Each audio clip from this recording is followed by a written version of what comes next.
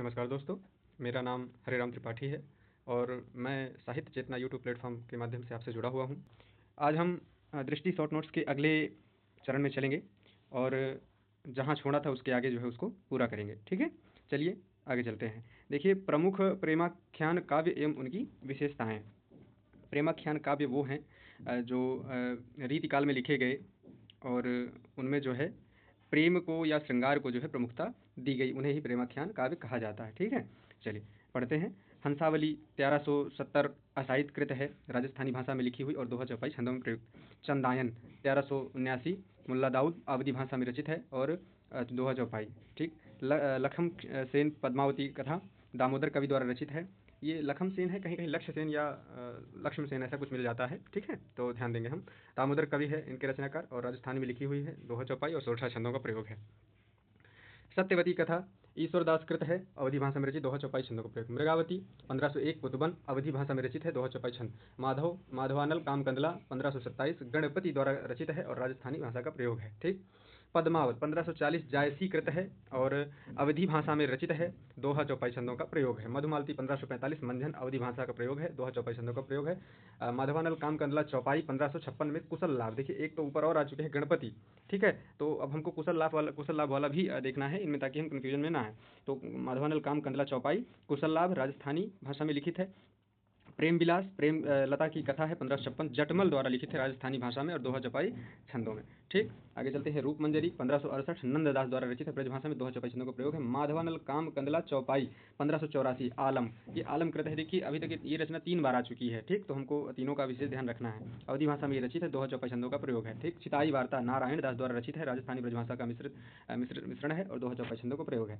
चित्रावली 1613 उस्मान कृत है, अवधी भाषा में रचित है, दोहा चौपाई छंदों का प्रयोग है। रस रतन 1618 पुहकर कवि द्वारा रचित है, अवधी भाषा में रचित है और दोहा चौपाई छंद।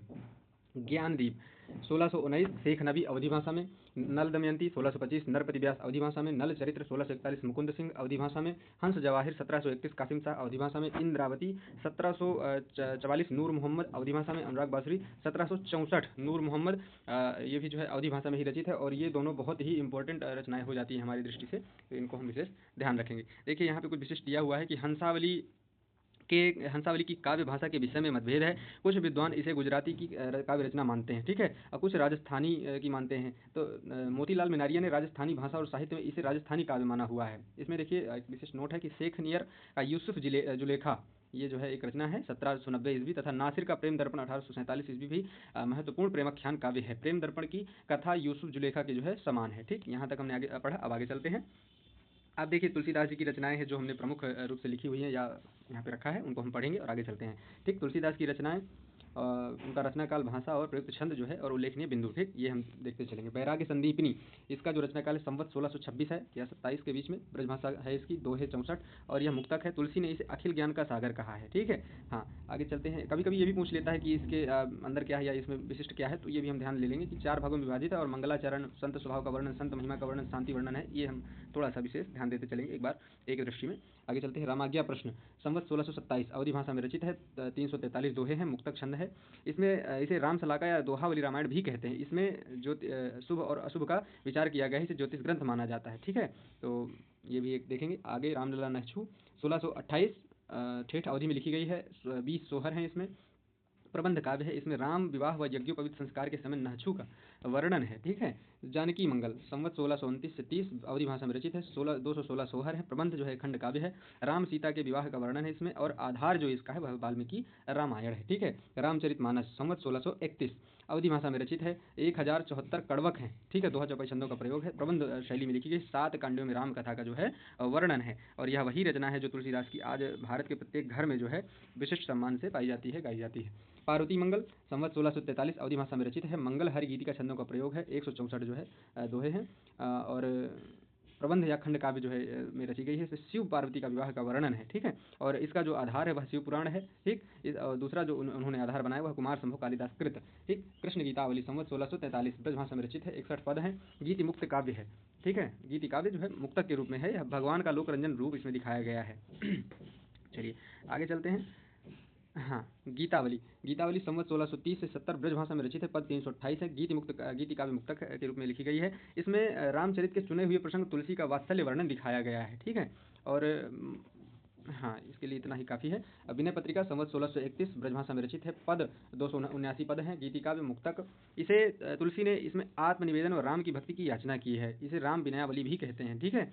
और एक तो यहाँ पे कलयुग के अत्याचारियों के खिलाफ यह तुलसी की राम से फरियाद है। शांत रस की इसमें प्रधानता है। विनय पत्रिका काफ़ी प्रमुख रचना हो जाती है तुलसीदास के दृष्टिकोण से। ठीक है, तो याद रखेंगे। दोहावली 1626 से 80 ब्रजभाषा में, दोहा सोरठा छंद और मुक्तक काव्य में रची गई है। नीति भक्ति आदि की चर्चा इसमें की गई है। बरवय रामायण 1630 संवत 80 अवधि भाषा में रचित है। बरवय 69 है। मुक्तक छंद में रची गई है। उत्तरकांड के में कवितावली की तरह राम विषयक व अन्य देवी देवताओं के विषयक बरवय जो है इसमें पाए जाते हैं। मंगलाचरण नहीं है, पर 7 सर्ग हैं। ठीक, यह रचना जो है रहीम के बरवे नायिका भेद से प्रभावित है। हम यह विशेष ध्यान रखेंगे। ठीक, आगे चलते हैं। कवितावली हनुमान बाहुक संवत 1631 से 80 ब्रजभाषा में रचित है। कवित्व छप्पय जो है सवैया जो है इसमें जो है प्रयुक्त है। मुक्तक छंदों का विशिष्ट इसमें है।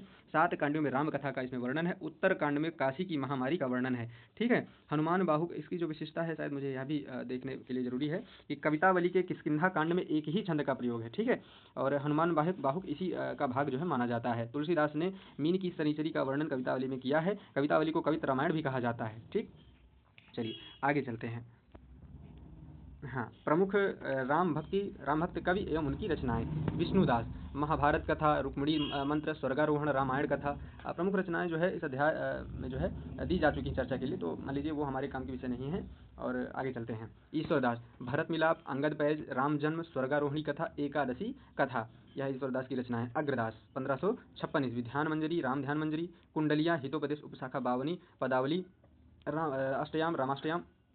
देखिए, जो ध्यान मंजरी है वह रसिकोपासना का सिद्धांत ग्रंथ है। ठीक है। और जो कुंडलियाँ इन्होंने लिखी हैं वह नीतिपरक रचनाओं के रूप में है। अष्टयाम जो इन्होंने लिखा है अग्रदास ने, वह सीता बल्लभ राम की दैनिक लीला का जो है उसमें वर्णन है और संस्कृत भाषा में रचित है। ठीक, तुलसीदास का के विषय में हम अभी पढ़ ही चुके हैं। इनका जन्म इनकी जो रामचरितमानस है वह 1574 ईस्वी में लिखी गई है। ठीक, आगे केशवदास रामचंद्रिका इन्होंने लिखी है 1601 ईस्वी में। देखिए, प्रसन्न राघव हनुमान नाटक या अनर्घ राघव कादम्बरी या नैषध चरित्र का जो है इसमें प्रभाव 39 प्रकाशों में विभाजित महाकाव्य है। ठीक है। आगे चलते हैं। नाभादास भक्तमाल 1585, अष्टयाम गद्य भाषा में है, अष्टयाम पद्य भाषा में भी है।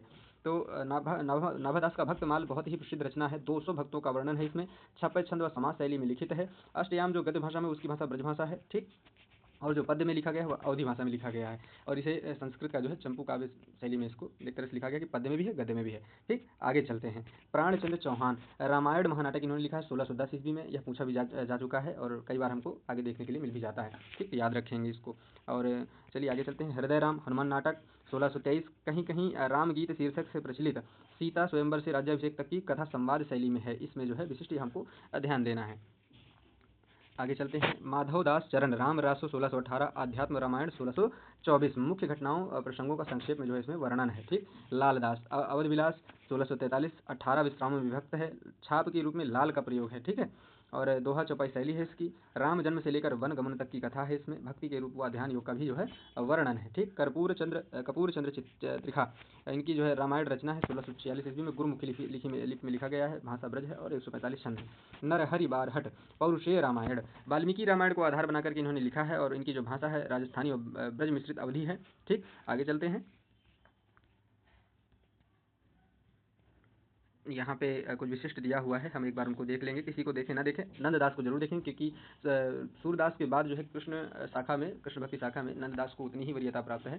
तो इनको हम विशिष्ट ध्यान देंगे। सूरदास के बाद देखिए नंददास अष्टछाप के प्रमुख कवि हैं। इनका भंवर गीत उच्च कोटि की रचना है। यह प्रबंधात्मक है। ठीक है। इसमें लोक की अपेक्षा शास्त्र का रंग अधिक है। इसमें यश का आधार रास पंचाध्यायी है इनके यश का। यह रोला छंद में है और श्रीमद् भागवत की तरह 5 अध्यायों में जो है यह विभक्त है। बच्चन सिंह जी ने इसे भागवत का स्वच्छंद पद्यानुवाद कहा है। इसमें रामलीला का वर्णन है। इसमें आध्यात्मिकता का रंग है। ठीक, और अपने सुंदर व उपयुक्त शब्द चयन के कारण इन्हें जड़िया कहा गया है। और कवि गढ़िया नंददास जड़िया। ठीक है, तो हम इसको भी याद रखेंगे। ये अष्टछाप के सर्वाधिक काव्य शास्त्रीय कवि हैं, मतलब अच्छे खासे पढ़े लिखे हैं और बहुत ही इनके विषय में कहा जाता है कि सुंदर थे। ठीक है। तो सूरदास के और भ्रमर गीत में जो नंददास और सूरदास के जो भ्रमर गीत इन्होंने दोनों रचनाएं की हैं, सूरदास के और नंददास के दोनों के भ्रमर गीत में जो भेद है या एक तरह से प्रधानता है, वहाँ यहाँ उसका यहाँ पे वर्णन है। तो जो सूरदास की भ्रमर गीत है और नंददास का भंवर गीत है, इनमें पहले तो सूरदास में लोक की प्रधानता है और नंददास में शास्त्र की प्रधानता है। सूरदास की गोपी उद्धव संवाद की स्थितियाँ कम हैं और नंददास में गोपी उद्धव शास्त्रार्थ कथोपकथन संवाद के रूप में है। ठीक है, सूरदास की सहज शैली सरल और सहज गोपियाँ हैं और नंददास की जो गोपियाँ हैं वह पांडित्य से परिपूर्ण है। ठीक है, सूरदास की भाषा जो है ठेठ ब्रज है और नंददास की संस्कृत निष्ठ ब्रज है। तो और एक चीज़ जो इसमें विशिष्ट है कि काव्य रूप सूरदास का मुक्तक के रूप में है और नंददास का जो है प्रबंध के रूप में है। तो हमको यह भी जो है विशेष याद रखना है। देखिए आचार्य रामचंद्र शुक्ल यहाँ कुछ लिखते हैं इनके विषय में कि अष्टछाप में सूरदास के पीछे इन्हीं का नाम लेना पड़ता है। इनकी रचना जो है बड़ी सरस और जो है मधुर है। ठीक, तो हम विशेष याद रखेंगे इसको। वल्लभ संप्रदाय के प्रमुख कवि और उनकी जो है रचनाएं। ठीक, वल्लभ संप्रदाय वही है जो आचार्य वल्लभाचार्य के बाद परंपरा शुरू होती है और उनके फिर पुत्र विठलनाथ और उनके पुत्र गोकुलनाथ। ठीक, ये हमको जो है विशेष याद रखना है। अष्टसाप की स्थापना किसने की थी? बट वल्लभ जो है नाथ के वल्लभाचार्य के पुत्र विठलनाथ ने की थी। यहाँ पे शायद दिया भी होगा, नहीं दिया हुआ है, खैर ये याद रखना हमको। ठीक, कुंभन दास इनकी रचनाएं फुटकल पदों में प्राप्त हैं। कृष्ण की लीला व भक्ति संबंधी पद इन्होंने लिखे हुए हैं। सूरदास, सूरसागर, सूरसारावली 1548, साहित्य लहरी 1550। भागवत, सूरसागर की रचना इन्होंने भागवत के 12 स्कंदों के अनुरूप परंतु स्वयं में स्वतंत्र रचना के रूप में किया है। ठीक है आगे चलते हैं। परमानंद दास, परमानंद सागर इन्होंने लिखा हुआ है। इसमें भागवत कथा का वर्णन नहीं है। कृष्ण मथुरा गमन से भंवर गीत तक की कथा है। सर्वाधिक पद बाल लीला जो है विषयक है। इसमें वियोग श्रृंगार का आत्मीय चित्रण है। राधा कृष्ण का नक्सिक वर्णन है इसमें। ठीक, आगे चलते हैं। इन्होंने ध्रुव चरित्र लिखा है, दान लीला लिखा है। ध्रुव चरित्र ध्रुव भक्ति का वर्णन है इसमें। कृष्ण की लीला और राधा कृष्ण के प्रेम का जो है इसमें वर्णन है। और ये देखिए कुछ विद्वानों द्वारा जो है इसको प्रामाणिक नहीं माना जाता है। अब आगे जो इनकी रचना है वह दान लीला है। तो दान लीला परमानंद की रचनाओं का संकलन परमानंद के पद वल्लभी संप्रदाय कीर्तन पद संग्रह के नाम से भी हुआ है। ठीक है, कृष्णदास, कृष्णदास के जो रचना है फुटकल पद है, जुगलमान चरित है, भ्रमर गीत है, प्रेम तत्व निरूपण है। जुगलमान चरित और भ्रमर गीत में इन्होंने राधा कृष्ण के प्रेम का श्रृंगार परक चरित्र चित्रण किया है। कई विद्वान जुगलमान चरित को प्रामाणिक नहीं मानते हैं। ठीक है, तो यह भी हम ध्यान देंगे। गोविंद स्वामी के पद के नाम से इनकी जो है रचनाएं प्राप्त हैं। मुख्यतः राधा कृष्ण की श्रृंगार लीला विषयक पद है। कुछ पद बाल लीला के भी हैं। इनकी भाषा ब्रज है परंतु लालित एवं सौष्ठव जो है इसमें कम है। छीत स्वामी पदावली के नाम से इनकी रचनाएं प्राप्त हैं। कविता साधारण कोटि की है परंतु भक्ति भाव से पूर्ण है और ब्रज भाषा का इसमें लालित्य विद्यमान है। चतुर्भुज दास अष्टछाप के जो कवि हैं, चतुर्भुज कीर्तन संग्रह के नाम से कीर्तनावली या दान लीला इनकी जो है रचना है। इनके इन शीर्षकों से स्फुट पदों का जो है इनमें संकलन है। कृष्ण जन्म से लेकर गोपी विरह तक साधारण ब्रजभाषा में इन्होंने लिखा है। ठीक, आगे चलते हैं हम। नंददास, हाँ नंददास अनेकार्थ मंजरी पर्याय कोश ग्रंथ है यह। ठीक है, मान मंजरी अमर कोश के आधार पर शब्दों के पर्यायवाची जो है लिखे गए हैं इसमें। छंद की प्रथम पंक्ति में पर्यायवाची है, दूसरी में उस शब्द का प्रयोग कर दूती तथा राधा के श्रृंगार का वर्णन किया गया है। रस मंजरी 1550 ईस्वी के आसपास नायक नायिका भेद संबंधी श्रृंगार ग्रंथ है। भानुदत्त की रस मंजरी से प्रभावित है। ठीक है, दोहा चौपाई शैली में लिखा गया है। और रूप मंजरी 1568, विवाहित रूप मंजरी निर्भरपुर के राजा धर्मवीर की पुत्री हैं। दूती इंदुमती के सहाय का वर्णन है, प्रबंध काव्य है। ठीक है, एक दोहा चौपाई में रचित लघु प्रेमाख्यान काव्य है यह। ठीक है, विरह मंजरी कृष्ण के वियोग में एक ब्रजवासी की दशा का वर्णन भावात्मक काव्य के रूप में किया गया है और यह कोई कथानक नहीं है। विरह के भेदों का काव्य शास्त्रीय विवेचन है, 12 भाषा का इसमें वर्णन है। चलिए आगे चलते हैं। श्याम सगाई नंददास की ही रचना है। राधा कृष्ण की सगाई का वर्णन है। सुदामा चरित्र कथा श्रीमद् भागवत से ग्रहित है। सुदामा और कृष्ण की जो है कथा का इसमें वर्णन है। रुक्मणी मंगल नंददास की रचना है। रुक्मणी हरण व कृष्ण रुक्मणी विवाह का इसमें वर्णन है। भंवर गीत जो नंददास की काफ़ी प्रचलित रचना है। भंवर गीत परंपरा का काव्य है यह। संस्कृत निष्ठ ब्रजभाषा का प्रयोग है जो हम आगे पढ़ भी चुके हैं। भागवत पुराण के भाव भी परिलक्षित हैं इसमें। पूर्वार्ध में गोपी उद्धव संवाद, उत्तरार्ध में कृष्ण प्रेम में गोपियों की विरह दशा इसमें जो है दिखाई गई है। सगुण निर्गुण के दार्शनिक विवाद की विशद चर्चा तथा सगुण कृष्ण भक्ति की जो है इसमें स्थापना की गई है। रास पंचाध्यायी नंददास की सबसे प्रसिद्ध रचना है यह। श्रीमद् भागवत के अनुसार 5 अध्यायों में है। रोला छंद का प्रयोग है। यह खंड काव्य है। लौकिक व अलौकिक प्रेम का समन्वित इसमें रूप दर्शाया गया है। कृष्ण की रासलीला का वर्णन है। अनुप्रासाद युक्त साहित्यिक भाषा तथा संगीतात्मक पदावली में लिखा गया है। ठीक है, बाह्य रूप में लौकिक गोपी प्रेम तथा प्रच्छन्न रूप में आध्यात्मिक कृष्ण प्रेम को जो है इसमें दर्शाया गया है। वियुक्त आत्मा गोपी हैं, रस रूप परमात्मा कृष्ण है और परमात्मा कृष्ण से जो है रासलीला के माध्यम से मिलन इसमें दर्शाया गया है। आगे चलते हैं। तो इस कृति के आधार पर इन्हें जो है जड़िया कहा गया। किस कृति के आधार पर?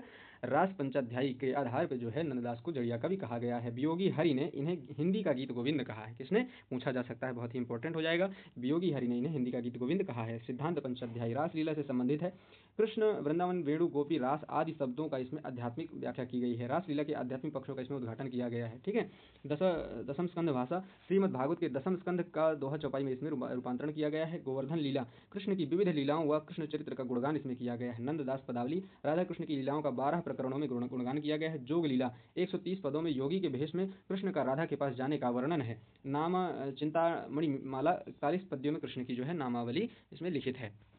तो यहाँ तक आज हम इसको समाप्त करते हैं। आशा करता हूँ आपको यह बहुत ही हेल्पफुल रहेगा। देखिए, ऐसी रचना का या ऐसे वीडियो का महत्व ही यह होता है कि आप इसको एक नहीं कई बार पढ़ जाएं और रिवीजन के दृष्टिकोण से ही इसको देखें, क्योंकि यह आप तक भी उपलब्ध है। बस इसका उद्देश्य ही हमारा यही है कि हम इसको एक नहीं कई बार पढ़ ले जाएँ, ताकि हमको यहाँ से जो प्रश्न उठते हैं वो हमारे गलत ना हो। हम यह सीरीज चला ही इसलिए रहे हैं कि इसका हम कई बार अभ्यास कर सकें, कई बार इसको जो है हम पढ़ सकें। ठीक है, हमारा अभी तक का उद्देश्य यही है। आगे चल के जब हम वीडियो और बनाएंगे, अपडेट करेंगे, तब उसमें इन चीज़ों को और सुधार करके आपके सामने रखेंगे। ठीक, तो आशा करता हूँ आप सब स्वस्थ होंगे, अच्छे होंगे। इसी के साथ धन्यवाद।